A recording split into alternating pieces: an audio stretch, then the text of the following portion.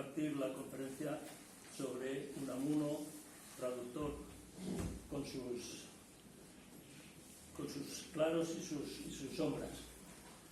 Bueno, Julio César Santoyo, filólogo, anglista y traductor, profesor investigador palentino, nacido en Astudillo, se licenció en la Universidad de Deusto, hace tiempo, no voy a decir cuánto, doctorándose en la de Zaragoza, en la que tras un año en la Universidad de Londres comienza a ejercer su carrera docente como profesor agregado. Entre 1979 y 81 ejerce la subdirección del Colegio Universitario de Álava, embrión del campus de Vitoria, de la Universidad del País Vasco. Catedrático en 1981 se vincula a la Universidad de León, que es director del Departamento de Filología Inglesa, decano de la Facultad de Filosofía y Letras en 1981 al 83, vicerrector del 84 al 86 y de 1990 al 2000 rector de la que actualmente es profesor emérito. Es autor de numerosos artículos, traducciones, prólogos, comunicaciones, ponencias, conferencias y libros sobre temas relacionados con la cultura, literatura y filología modernas. La traducción, temas vascos y muchos otros variados y curiosos son de gran valor para Baskonia. Los libros publicados, no voy a citar todos porque es muy larga la lista. Entre sus traducciones figura la de los apuntes paisajísticos de las provincias vascas de España de 1838. Artículos suyos sobre tema vasco pueden verse en las revistas Boletín de Estudios Históricos de San Sebastián, Boletín de la Institución Sancho el Sabio, Boletín de la Real Sociedad Vascongada de Amigos del País, Cultura, Letras de Deusto y Príncipe de Viana.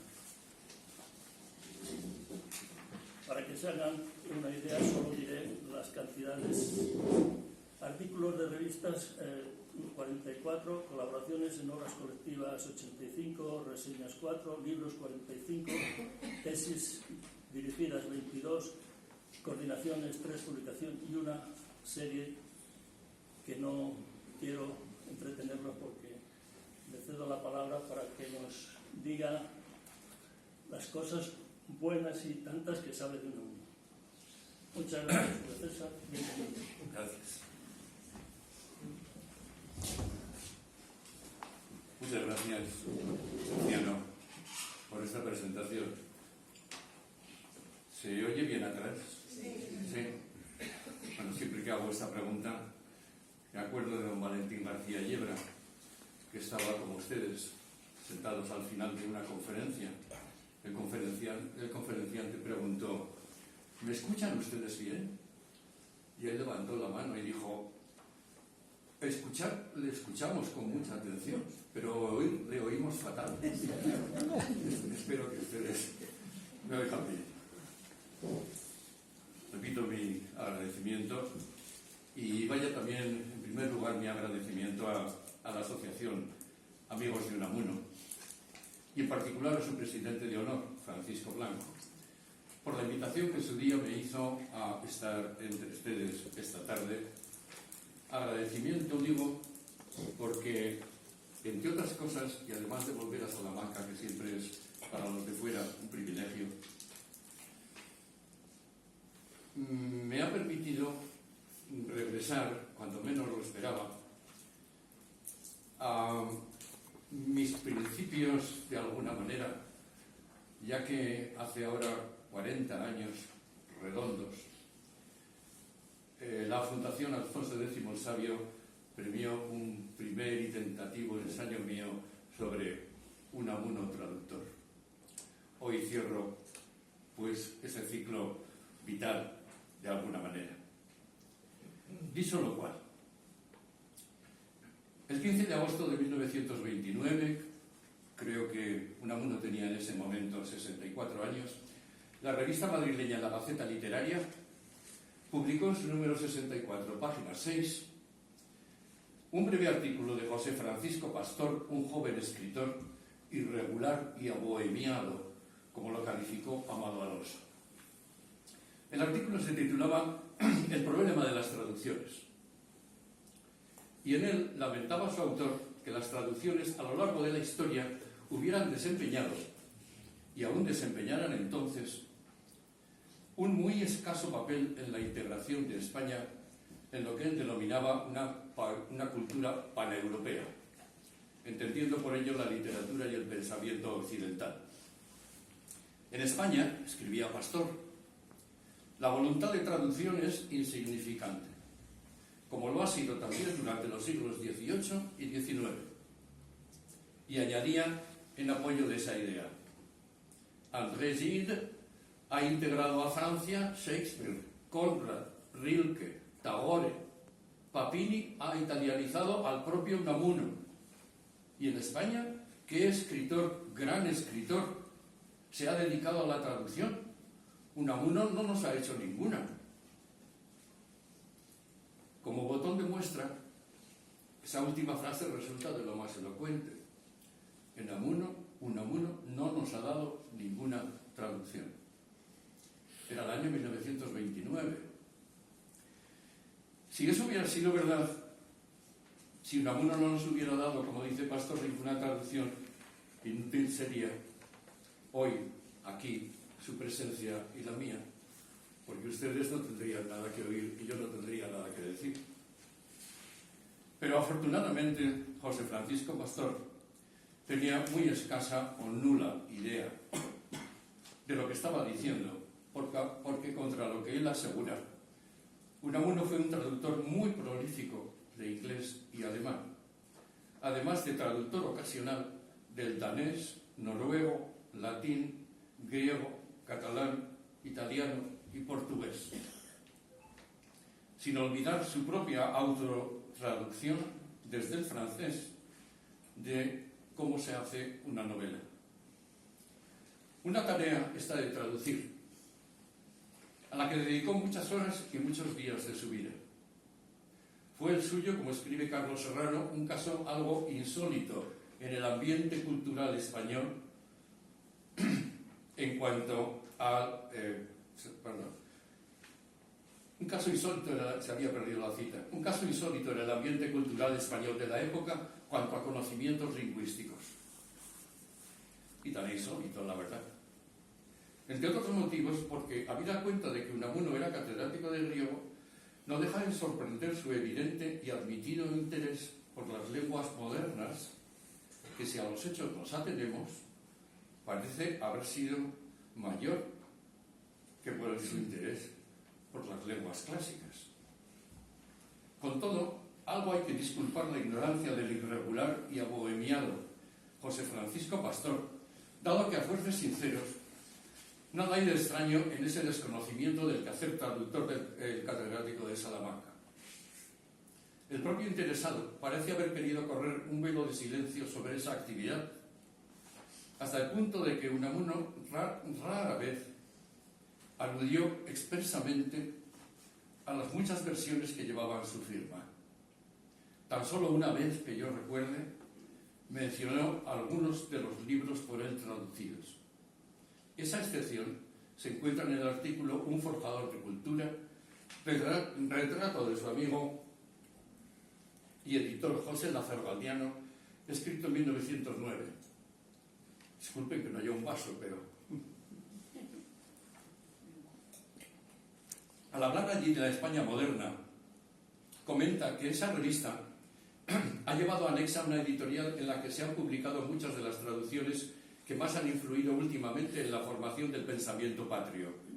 Para esa casa traduje la historia de la Revolución Francesa, de Carlyle, el libro de Vol sobre la literatura española y portuguesa, la estética de Lemke y alguno más. Pero este comentario suyo, como digo, apenas si fue una gota de agua perdida en el océano del propio silencio que siempre rodeó sus muchas traducciones. Salvo Cervantes, no sé si habrá otro autor español sobre el que se haya escrito tanto, desde todos o casi todos los puntos de vista, sin que el flujo de publicaciones parezca disminuir o haber disminuido con el alejamiento histórico de su figura que impone el inevitable paso del tiempo. En fecha ya tan alejada, pues 50 años, casi, como la de 1976, Pelayo Hipólito Fernández registraba un total de 5.087 publicaciones sobre Unamuno. De ellas, 190 tesis, 133 libros, 1.323 reseñas, comentarios o referencias y 3.441 artículos, entrevistas y otros estudios de varia índole. Eso hace ahora casi 50 años. Imaginen esas cifras a fecha de hoy. No obstante, a pesar de tanto título y tanta línea impresa, la obra de Unamuno traductor, en lo que a mí se me alcanza, muy poco o solo muy de paso, ha sido mencionada por casi todos sus biógrafos, bibliógrafos y críticos de cualquier condición, salvados, eso sí, unos pocos estudios puntuales, entre otros el de Manuel García Blanco en 1964 y el de Carlos Serrano en 1986. Como el propio Serrano escribió en esa fecha, la actividad de Unamuno como traductor ha inspirado pocos estudios específicos. Lo cierto es que no resulta nada fácil ofrecer el catálogo completo de las traducciones unamunianas. Ni él proporcionó nunca una lista de tales versiones, parece incluso que deliberadamente tendió a olvidar alguna, ni los críticos se han detenido a comentarlas.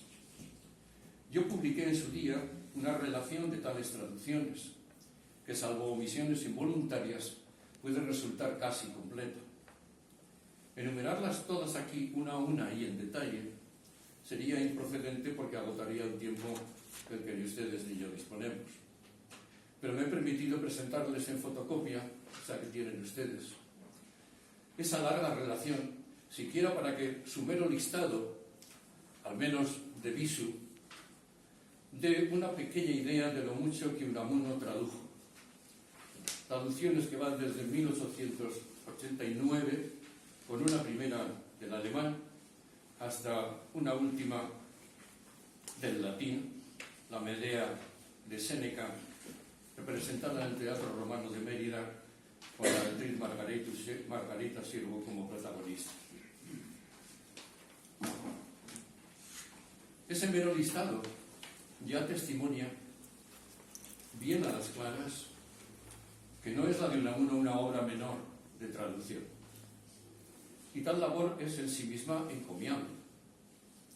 Me he permitido también hacer el recuento detallado, lo indico en cada una de las entradas, pero he hecho el recuento detallado, excluido los poemas sueltos, de las páginas por él traducidas. Y el total alcanza la cifra de 7.362 páginas impresas, ya impresas.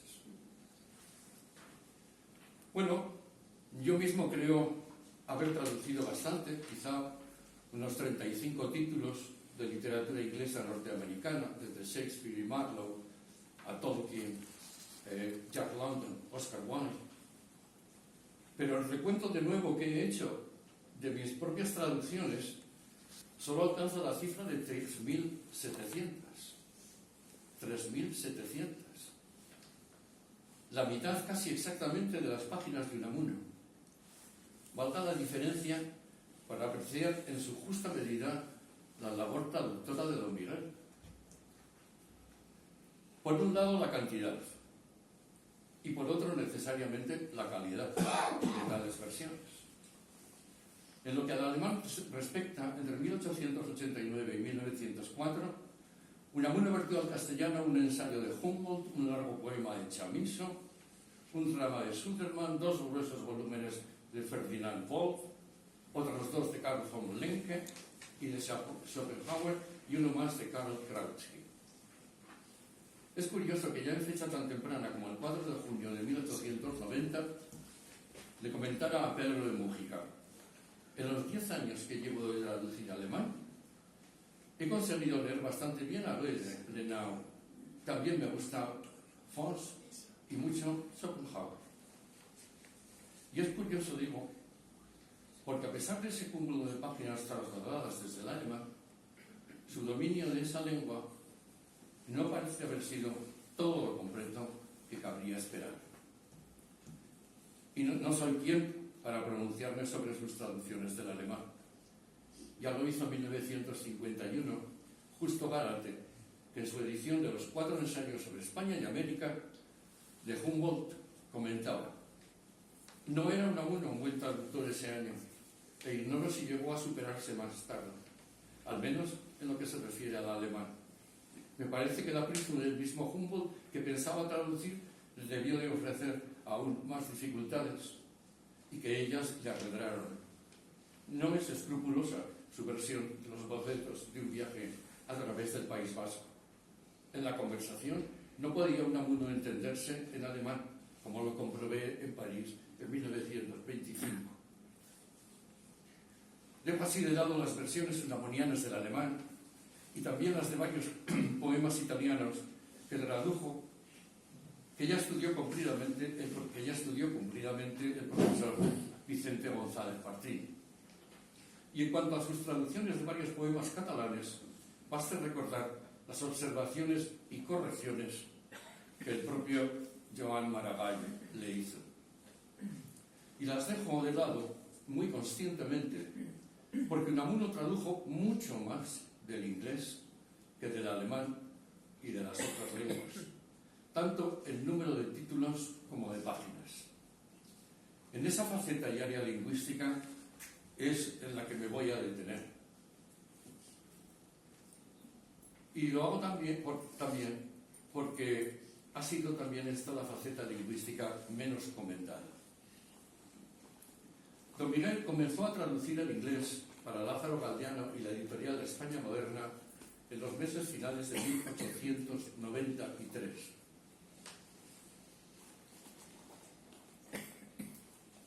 Hasta esa fecha había estado traduciendo por su cuenta y como puro ejercicio, así lo comenta él en carta a Pedro de Mújica. Así lo comenta él en carta a Pedro de Mújica. Había estado traduciendo fragmentos de los últimos días de Pompeya, algún drama de Shakespeare, o incluso un poema de Shelley. Pero no fueron los clásicos de la literatura inglesa los que le iban a tener ocupado.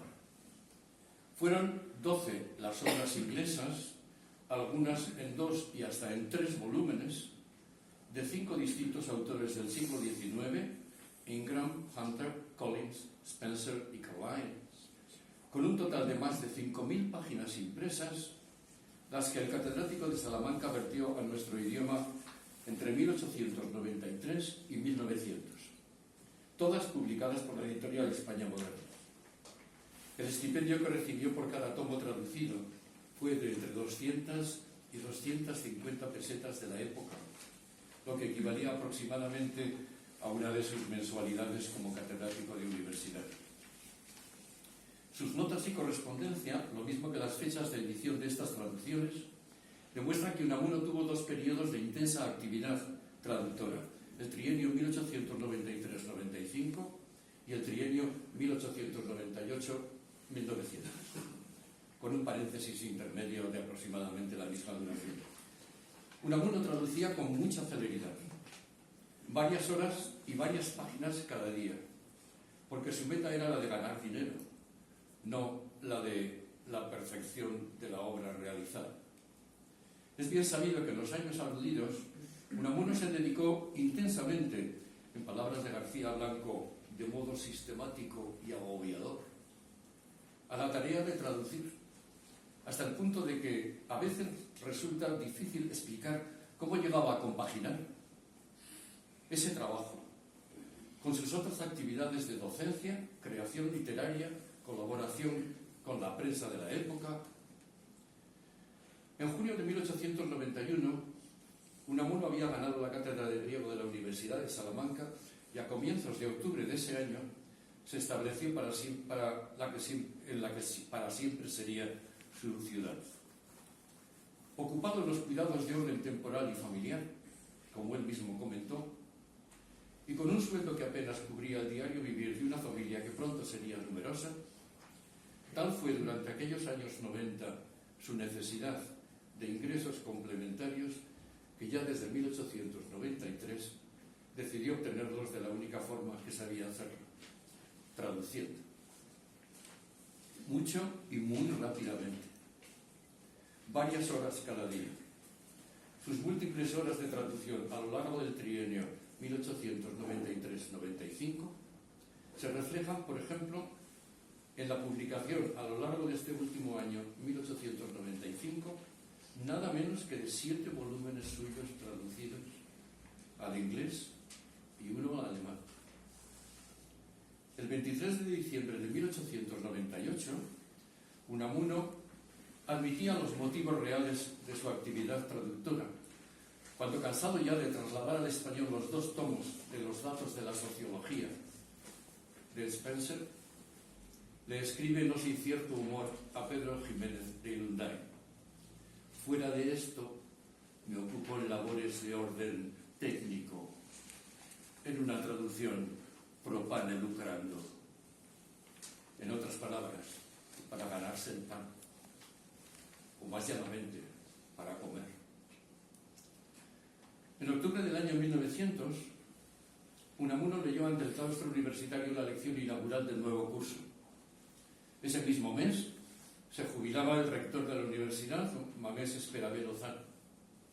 Y también el 26 de octubre de ese mes, octubre evidentemente, un real decreto nombraba a Unamuno nuevo rector. Tomó posesión del cargo el día 30 y al mes siguiente se trasladaba a vivir con toda la familia a la casa rectoral. Poco a poco comenzaban a disiparse las dificultades económicas. Sus propios libros empezaban a reportarle ya algunos pocos beneficios. Y Unamuno, que hasta ese momento había traducido más de 16 volúmenes exclusivamente por dinero, deja de pronto de traducir inglés y no vuelve a dar a la imprenta ningún otro título suyo en esa lengua.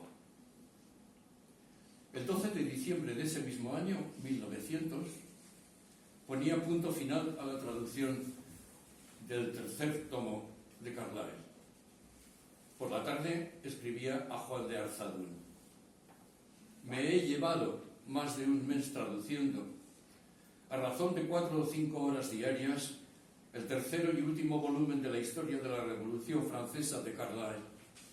Esta misma mañana, he dado cima a mi versión.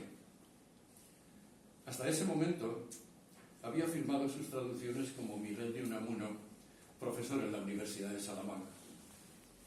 Cuando en 1902 y 1903 aparecieron el segundo y tercer volumen de la historia de la Revolución Francesa, lo hicieron ya con la firma Miguel de Unamuno, rector de la Universidad de Salamanca. Fue su despedida de la traducción a sueldo.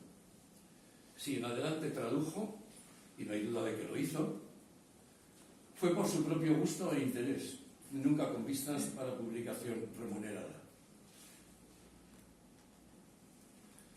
¿Sabía inglés Unamuno?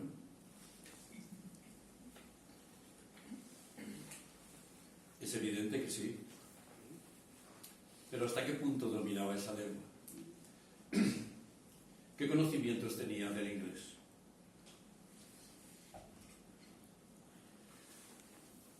Ciertamente no muy abundantes, al menos cuando empezó a traducir inglés, que no fue hasta 1992-93. Luego, posiblemente con la práctica, esos conocimientos debieron ir ampliándose. No se trasladan en vano tantos volúmenes sin que tal actividad deje un pozo de saber. Aunque tal saber, en el caso de Unamuno, parece haber sido exclusivamente de carácter pasivo. De hecho, Unamuno nunca siguió ningún curso de inglés, ni sabemos que de manera continua o de cualquier otra, para ser exactos, recibiera ningún tipo de enseñanza o de práctica de la lengua de Gran Bretaña. Hace ya bastantes años que Justo Gárate dejó constancia en su cultura biológica y arte de traducir del escaso conocimiento unamuniano de la lengua inglesa. Recuerda, por ejemplo, que cierta vez en París pregunté a don Miguel lo que significaba la voz friend, que además era el apellido de un gran hispanista británico contemporáneo, y no supo decírmelo. En otra ocasión, en 1922, Unamuno convirtió las famosas últimas palabras de Hamlet, lo último que dice, antes de morir: "The rest is silence". Lo demás es silencio, solo queda el silencio. Las convirtió en el reposo es silencio. ¿Acaso por ignorar que el vocablo inglés rest dispone de al menos dos sentidos bien distintos? Uno, el de reposo, descanso, sí, y el otro, el de resto, parte que queda del todo. Con solo consultar dos de las versiones anteriores de su obra, Unamuno hubiera comprobado que Moratín ya había traducido en 1798: "Para mí solo queda ya silencio eterno". Y Guillermo Macpherson trasladaba la misma frase al castellano en la segunda mitad del siglo XIX como: "Me resta ya solo el silencio". Pero Unamuno no solo tradujo mal la frase, "el reposo es silencio", sino que, inspirado incluso por su propia versión, compuso en torno a ella todo un poema de 36 versos que comienza: "El reposo es silencio, dijo Hamlet, a punto de morir, y sobre el suelo, su carne ensangrentada reclinando, reanudó el silencio". Y después de varias estrofas, termina de nuevo: "El reposo es silencio". Reposaba Hamlet al cabo libre de secretos, y a su pregunta eterna respondía el eterno silencio. Manuel García Blanco hubo de correr un tanto desorientado un velo de interrogantes sobre esta faceta lingüística del catedrático de Salamanca. Y lo hace hasta con cierto tacto. Lo que no nos reveló don Miguel, dice García Blanco, es cuándo y en qué circunstancias hizo su aprendizaje del inglés. Pero, subraya el propio García Blanco, eso sí, el conocimiento unamuniano del inglés fue intenso y auténtico. Sin embargo, todas las pruebas parecen indicar que Unamuno se lanzó a traducir con unas pocas nociones de esta lengua extranjera y mucho trabajo de diccionario, de los diccionarios de entonces, y que su bisoñez se curtió precisamente traduciendo, pero sin que nunca llegara a hablar o a escribir inglés, tan solo a entenderlo en su forma escrita, y aún así, no del todo, algo que García Blanco prefirió atribuir a la peculiar idiosincrasia unamuniana. Tal vez, escribe García Blanco, salvo el francés, no llegó a hablar el inglés y el alemán con absoluta corrección, de lo que no faltan testimonios. Pero ni lo necesitó ni quiso hacerlo. Muy unamunescamente prefirió servirse de ellos para remar en la galera de las traducciones y ampliar su cultura a convertirse en repetidor mecánico de perfecciones ortológicas. Como es el caso de tantos traductores a lo largo de la historia, desde San Jerónimo hasta nuestros días, las versiones unamunianas tienen todas, una cara y una cruz, o si se prefieren, luces y sombras. Como traductor de inglés, Unamuno nunca aportó nada ni modificó en nada la estructura de las obras que traducía.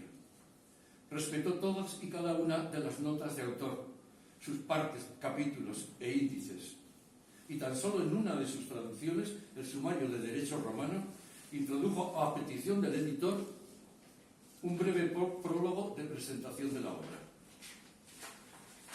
Unamuno tradujo en 8 años, como ya he dicho, 12 títulos del inglés en 16 volúmenes y al menos 4 del alemán.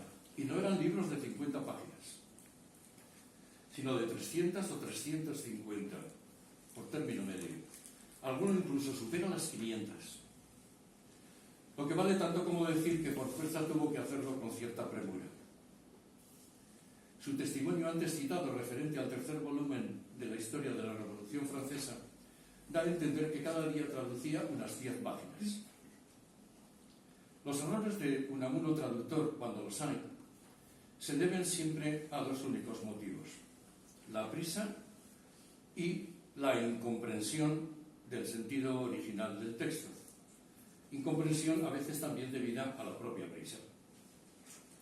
Cuando se traduce pro pane lucrando, para ganarse el pan, el tiempo equivale a dinero y no se pueden perder ni lo uno ni lo otro en detalles de menor entidad. En traducción, sin embargo, la celeridad es semillero seguro de errores. Si se traduce con cierta prisa, la vista puede jugarle al traductor malas pasadas. Tal parece haber sido el motivo de que Unamuno hallara en la historia de la economía política de Ingram, capítulo 7, la palabra teleología, la doctrina y estudio de las causas finales, y él leyera o creía que leía theology, teología, el estudio de Dios y de sus atributos y perfecciones. Errores como ese se hallan con cierta frecuencia en la prosa traducida de Unamuno, pero preciso reconocer que ni su entidad ni su abundancia llaman en exceso la atención.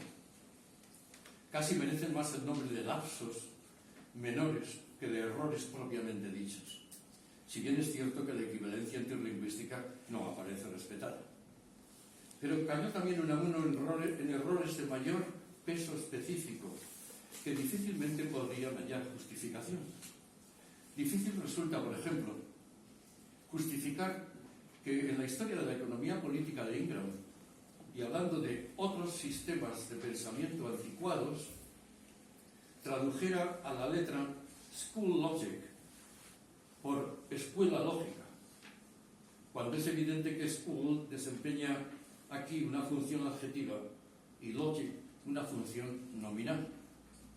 No es pues de una escuela lógica a lo que Ingram alude, sino a la lógica escolástica medieval o lógica de los escolásticos. De ahí su comentario y otros sistemas de pensamiento anticuados.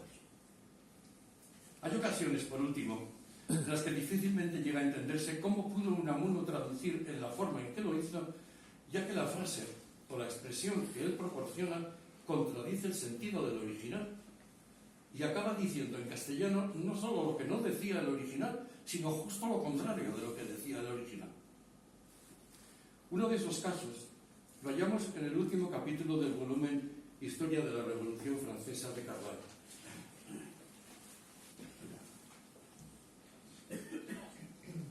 Es el momento, cuenta Carlyle, en el que el delfín de Francia, heredero de la corona, es escoltado y llevado a declarar ante el Parlamento Popular Revolucionario. Traduce Unamuno: ¿qué momento para la augusta legislatura aquel en que entró el representante hereditario bajo circunstancias tales, y el granadero que sacó de los apretones al Principito Real le dejó en la mesa de la asamblea? Y llegan las palabras del príncipe, cuya finalidad es la de alisar con oratoria el momento tan tenso, relajar la tensión, halagando a los representantes populares, revolucionarios, y lo que según Carlyle dice, el delfín fue "he believed himself safer nowhere than there", que en romance equivale a que en ningún otro sitio se sentía tan seguro como allí. Todo un cumplido para la Asamblea Legislativa, por mucho que el príncipe exagerara, como el tiempo y los hechos no tardaron en demostrar. Pero en cambio la frase que nos da Unamuno, como pronunciada por el heredero real, en aquella situación, es la de que creíase en cualquier sitio más seguro que allí. Diametralmente contraria a lo que el texto inglés afirma. El halago queda así convertido en traducción en ofensa y afrenta para los revolucionarios. Y Unamuno se marca un claro insuficiente en su sentido de la equivalencia interlingüística. El cotejo textual saca fácilmente a la superficie esos errores unamunianos por apresuramiento, aunque es seguro que sin tal cotejo pasaron en su día y pasan hoy inadvertidos. En ocasiones es el propio significado de los vocablos ingleses lo que se le escapa al traductor, que supone acepciones erróneas cuando el diccionario que maneja no se las suministra de manera expresa. Errores así no son raros en su prosa inglesa traducida. Y Unamuno fue consciente de ello. En cita muy bien traída por el profesor González Martín, el 13 de abril de 1914, Unamuno se confesaba públicamente en un artículo en los lunes del Imparcial. El artículo se titulaba nada menos que Mea culpa, mea máxima culpa. Escribía allí el rector de Salamanca. Erratas y errores, mis escritos están llenos de ellos. No ya de errores, no ya de erratas, sino de errores, y gordos, debidos a la precipitación. En las traducciones los he cometido garrafales. Más consciente no se puede ser. Poco más que añadir. En cambio, muy pocas veces cae Unamuno en la tentación de suprimir de sus versiones material original de difícil comprensión o expresión. Tipo paréntesis discursivos, disquisiciones farragosas, alusiones a hechos, personas o circunstancias familiares para el lector británico, pero que nada decían y eran intrascendentes para el público español, frases, oraciones y hasta párrafos enteros, en fin, que podría fácilmente haber escamoteado sin que el editor, ni con seguridad los lectores de la época, hubieran advertido ausencia alguna. Esta práctica tan habitual en su tiempo, y también en el nuestro, no aparece en los escritos de Unamuno, que hasta en eso es el extremo literal. Unamuno intentará en todo momento, en la medida en que le resulte posible, trasvasar el contenido completo del texto extranjero, con mejor o peor fortuna, pero todo el texto. Resulta arduo el extremo tratar de localizar en sus versiones esos escamoteos, porque simplemente no se dan. Y cuando surge alguno, todo parece indicar que se trata de una distracción del traductor o de un salto visual de línea, enmarcadas entre dos puntos que caen casi en el mismo meridiano de la página. Algo, por cierto, nada infrecuente entre buenos y malos traductores de todos los tiempos. Cuando se contrastan las traducciones inglesas de Unamuno con sus respectivos originales, no son los errores ni las supresiones o escasas adiciones de su versión lo que más llama la atención, o al menos a mí me la llamó. Es el estrecho paralelismo textual que su prosa guarda con la de Spencer, Hunter, Ingram o Carlyle. Y por paralelismo textual entiendo el calco en gran parte léxico y particularmente sintáctico, llevado hasta extremos de sorprendente apego y dependencia, que con frecuencia llega hasta el mimetismo. Hasta el punto de que pocas son las traducciones que ofrezcan menos dificultades que estas a la hora de realizar su back translation o retroversión al inglés. Unamuno trasvasa simplemente al castellano el texto que tiene delante, pero manteniendo, diría yo, los mismos moldes que antes lo contenían. Es la aceptación íntegra de la estructura expositiva del original y su transposición a la nueva lengua en un proceso casi absolutamente lineal. Unamuno sigue en muchos casos tan fielmente su modelo inglés que incluso llega a forjar palabras españolas inexistentes, calcadas de las que encuentran en el original, que allí pueden ser auténticas. Esta mistificación léxica que en nuestros días seguimos encontrando y padeciendo en buen número de traductores es particularmente notable en el catedrático salmantino, que pocas veces detuvo su prisa para comprobar si el término que estaba utilizando era castellano o simple hispanización personal de un vocablo inglés.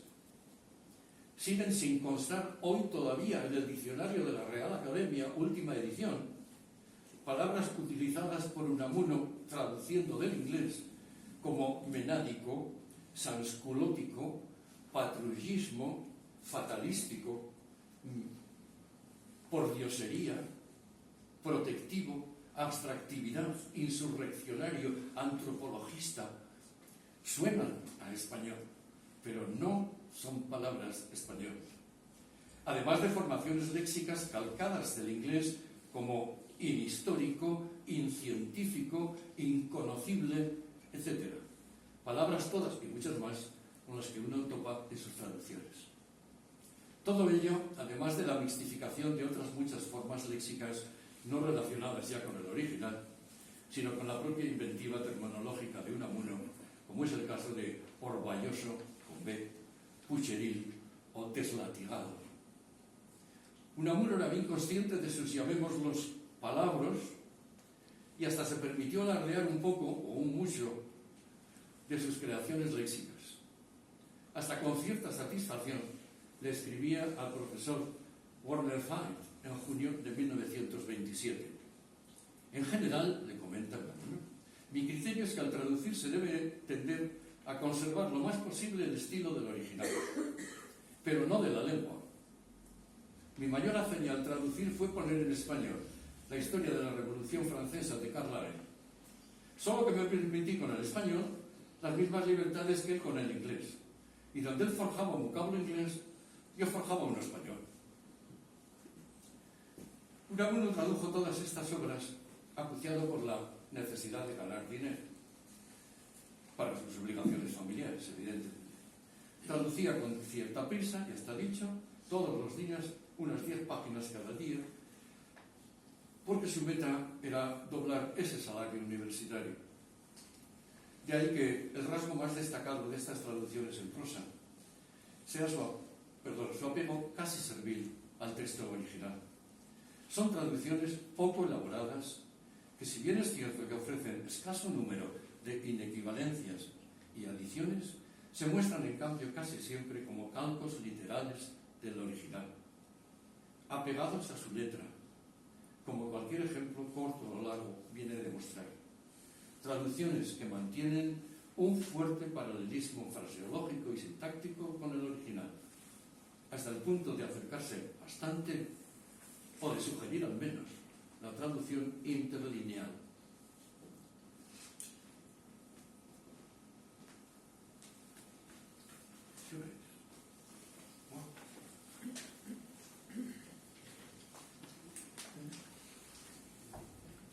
Al margen de sus versiones en prosa, además de ellas, Unamuno tradujo poemas de 6 idiomas: del alemán, del italiano, del inglés, del catalán, del portugués y del noruego, si consideramos el Brand de Ibsen como un poema dramático, como él hacía, y no como un drama poético.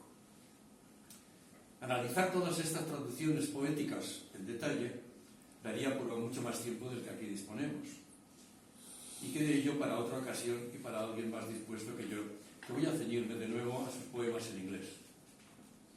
Las versiones unamunianas de poesía inglesa y norteamericana, que son muchas, tienen todas muy poco que ver con sus traducciones de textos en prosa. Son todas cronológicamente posteriores a las de prosa, hasta el punto de que bien se puede decir que unas, la poesía, comienza cuando finalizan las otras. A diferencia también de sus versiones de prosa, Unamuno nunca tradujo un volumen entero de versos. No constituyen tampoco un corpus homogéneo y unitario de traducciones, ni fueron en ningún momento recogidos en una antología poética traducida. A excepción de un poema de Coleridge, 71 versos, y del Saludo al Mundo de Whitman, 46 líneas en el original, sus traducciones se limitan a fragmentos muy breves, entre 2 y 12 versos, por lo general, y casi siempre también traducidas en prosa. Fragmentos que se hallan dispersos por toda su obra propia para servir aquí de ejemplo lírico, allí de alusión poética y más allá de apelación a la autoridad o al buen decir del clásico extranjero. No es tanto pues la traducción de poesía como recreación de una obra en otro idioma, cuanto la traducción como cita literaria inserta, como hizo con 3 versos de Browning en El sentimiento trágico de la vida, o con otros 3 del Childe Harold de Byron en su ensayo El sentimiento de la naturaleza.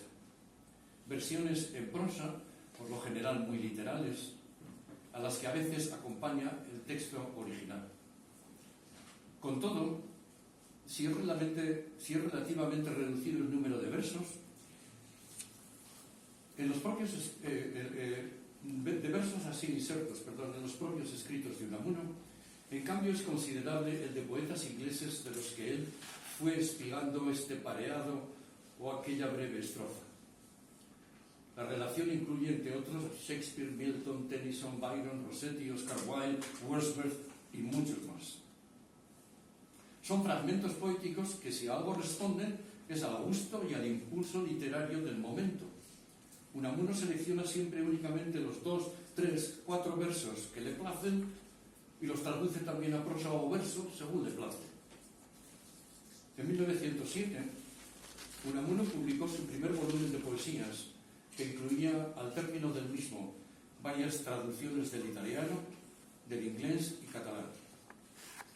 Una nota del autor antecedente a esas versiones dice: respecto a las traducciones, he de hacer notar que en ellas me he esforzado por conservar en lo posible el ritmo y la forma toda de los originales, atendiendo a que sean, a su vez, que artísticas, literales. ¿Vale? Ya 8 años antes, el 24 de mayo de 1899, Unamuno escribía a Pedro Jiménez de Ilundain que su propósito era publicar en un tomito mis poesías con 2 traducciones, una de Leopardi y otra de Coleridge. En el caso de Coleridge, se trata de un poema de 71 versos, pentámetros iámbicos no rimados, titulado Reflections on Having Left a Place of Retirement, que, como Unamuno tradujo, quiere decir reflexiones al tener que dejar un lugar de retiro. Coleridge lo compuso en 1795 y se publicó en octubre del año siguiente. Es este el único poema inglés de cierta extensión que Unamuno tradujo completo. En lo que al inglés se refiere, solo en esta ocasión intentó Unamuno traducir un poema.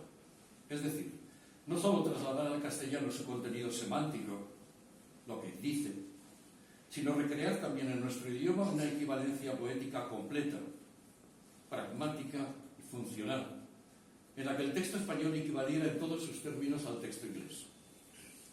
Unamuno nos ofrece así una composición poética de 99 versos, 28 más que el original, en decasílabos no rimados, lo que puede ser una equivalencia formal aceptable. No hubo prisa ni apresuramiento en la traducción de este poema, que por lo visto Unamuno tenía ya terminado en 1899. Pasaron 8 años hasta que en 1907 su versión salió de imprenta, lo que nos da la oportunidad de pensar que Unamuno pudo haberlo repasado más de una vez y de 2. Sin embargo, el análisis detallado de los 33 primeros versos de la versión de Unamuno, por no hacerlo de todo el poema, deja claras ya muchas cosas. Quisiera repartir. ¿Podrían ir pasando?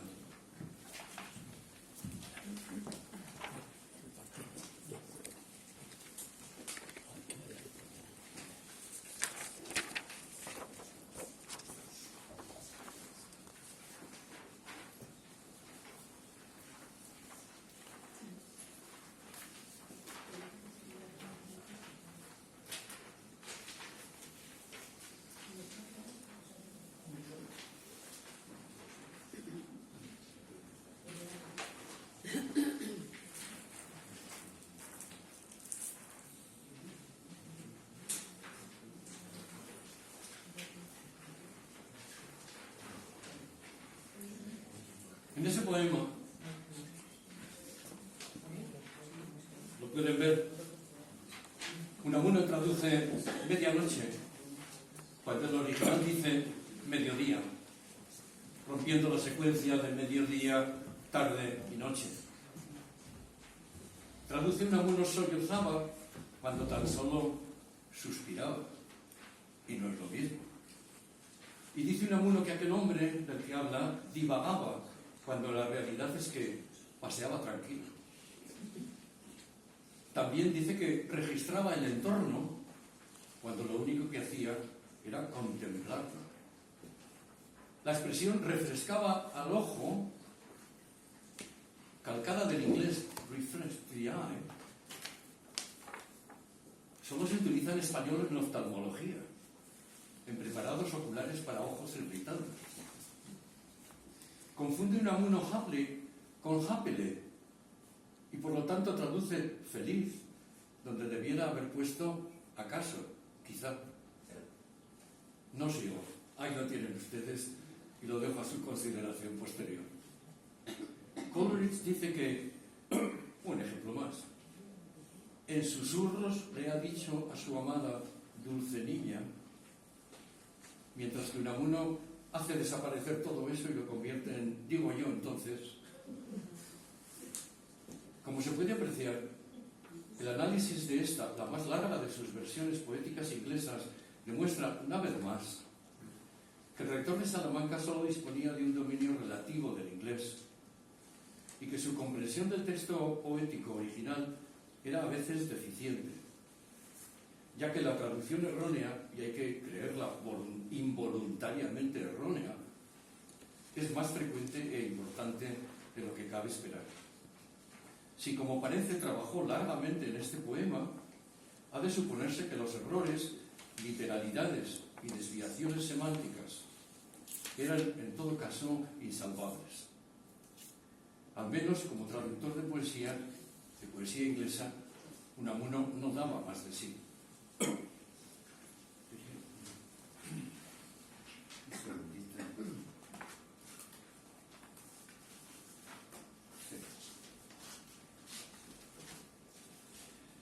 San Jerónimo es el celestial patrono de los traductores, con fiesta el 30 de septiembre, si no me equivoco. Pues a San Jerónimo, patrono de los traductores, se le han hallado varios miles de errores en su traducción del griego y hebreo al latín, de la Biblia, Antiguo y Nuevo Testamento. He dicho miles. Muchos de los cuales, no obstante, forman parte todavía hoy de nuestro imaginario religioso y cultural. ¿Qué cosas? Como cuando un error suyo de traducción puso 2 cuernos en la frente de Moisés y así quedó reflejado durante siglos en el arte, sea en el Moisés de Miguel Ángel o en uno de los medallones de la fachada del convento de San Esteban, aquí en Salamanca.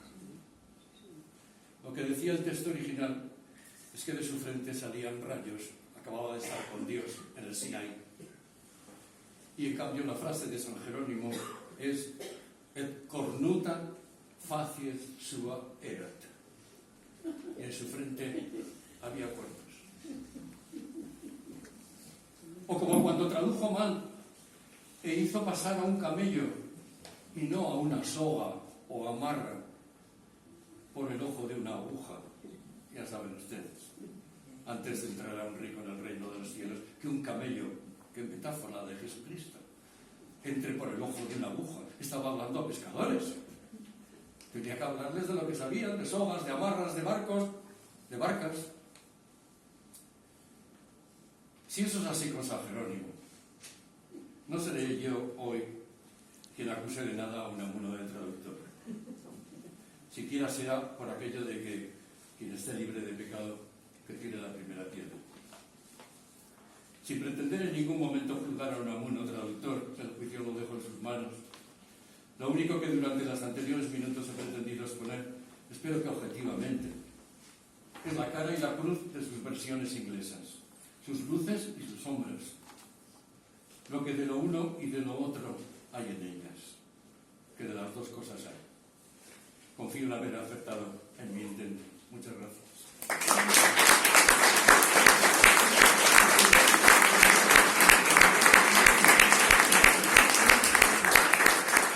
Muchas gracias. Si hay alguna pregunta que puedan hacer de que nos pueda aclarar. Yo, si me permite, ir cambiando del inglés al francés, creo que, aunque solamente sea anecdóticamente, la única autotraducción que tiene de Unamuno, de su propia obra, Que yo sepa, sí. es la única, la de Sí, cómo se hace una novela. Como se hace una novela. Claro, Él la escribió, la historia es muy curiosa, además, Sí. y da para quien no la conozca, si alguien la conoce. Unamuno escribió cómo se hace una novela en español. Pero la escribió en París, en un cuartucho, y un amigo suyo la tradujo al francés y se imprimió en francés. Volvió Unamuno a España y en Fuenterrabía, bueno, sí, en Fuenterrabía. Fue en el 27 en Hendaya. En Hendaya, no en Fuenterrabía, en Hendaya. ¿Qué hizo Unamuno? No tenía el original, se había perdido. Cogió y tradujo del francés de su amigo al español. Pero digo que creo, como anécdota nada más, que creo que debe ser el único caso que se autotraduce. Que yo creo que es el único en que se autotraduce. La agonía del cristianismo también se publicó. ¿Perdone? La agonía del cristianismo. Se publicó primero en francés. No le entiendo. La agonía del cristianismo se Sí, publicó la en De francés. hecho, él dice que el título era suyo, que se lo sugirió, creo que... Lo escribió primero en francés. Sí, Casú le sugirió el título. Eso yo lo desconocía. Sí, Que lo desconocía. Ah, sí, lo dice en su epistolario. La agonía del cristianismo lo escribió primero en francés. Fue además Casú, creo que fue. sí, Jean Cassou es el que se la Cassou, su amigo. publica. Y Sí. dice además Unamuno, yo es que no tengo ninguna creatividad para los títulos. Sí. Luego dice que, claro, que esa obra se gestó primero en francés y que luego la tuvo que autotraducir. Muchas gracias. Siempre Sí, se pero aprende algo nuevo. es que es lo que dice ella, y efectivamente en alguna ocasión dice que eso de dar los títulos que no es algo que se le dé muy bien, y lo deja un poco en manos de Jean o de Juan Cassou, como él le llamaba Juan, porque decía que era español. Sí. Y entonces la agonía del cristianismo. Sí. pasa. Fernando, Sí. querías decir algo. No tuvo Unamuno, Perdone, no me voy. no tuvo La culpa es Unamuno mía, no suya. ninguna debilidad por hacer una traducción del vasco Sí. en algún poema, en alguna canción, en algo de la época. Tradujo los viajes de No sé, La historia del vasco y Unamuno. Unamuno quiso ser profesor de instituto de vasco, pero se le colaron. Él se presentó a la oposición, pero Resurrección María de Azcue, un curita muy sabio Estudió aquí vasco, en Salamanca. Estaba aquí en Salamanca, ¿no? le ganó la oposición. Por cierto que ese curita luego tuvo una cosa muy extraña. Era un auténtico filólogo, cosa que yo no sé si Unamuno lo era, del vasco, no lo sé. Pero sí lo era Resurrección María de Azcue, tiene un gran diccionario vasco, español, francés, por ejemplo, ¿no? Sí, sí, su relación siempre fue de amor-odio con la cuestión vasca. Sí. Amor-odio. Y yo creo que en Bilbao les ocurrió otro tanto. Yo recuerdo haber visitado el Museo de Bellas Artes de Bilbao hace ya muchos años. Y nos llevaron al sótano para ver las cosas que allí también tenían. Y una de las cosas que tenían guardado en el sótano era un busto de bronce de Unamuno. Y dije yo, pregunté, digo, ¿cómo no lo tienen en la calle, en un jardín y tal? Y me dijeron, es que Unamuno y Bilbao no se ha llevado nunca demasiado bien. Eso me lo dijeron ellos. Así que... Una cosa, que es curioso que escribió o tradujo más de temas que no eran literarios casi que no, mucho más, literarios. muchísimo más. Más técnicos, con diccionario, cómo podía traducir de temas sociales, de legislación, de prisiones, hasta de física, porque hizo la física pero no se publicó de Balfour. No, y da la impresión de que se ha perdido. Pero no se publicó. Porque hay menciones de que la tradujo, pero no se ha encontrado. Si es que llegó a imprimirse. Y hubo un libro que en 20 días lo hizo la traducción porque le corría... No me extraña esta velocidad. Los libros que eran de 4 tomos en Francia y aquí le exigían hacerlo en 2 porque tenía que salir antes que la edición francesa. En fin, es posible que de Unamuno sepan ustedes muchísimo más que yo. No, ni mucho menos.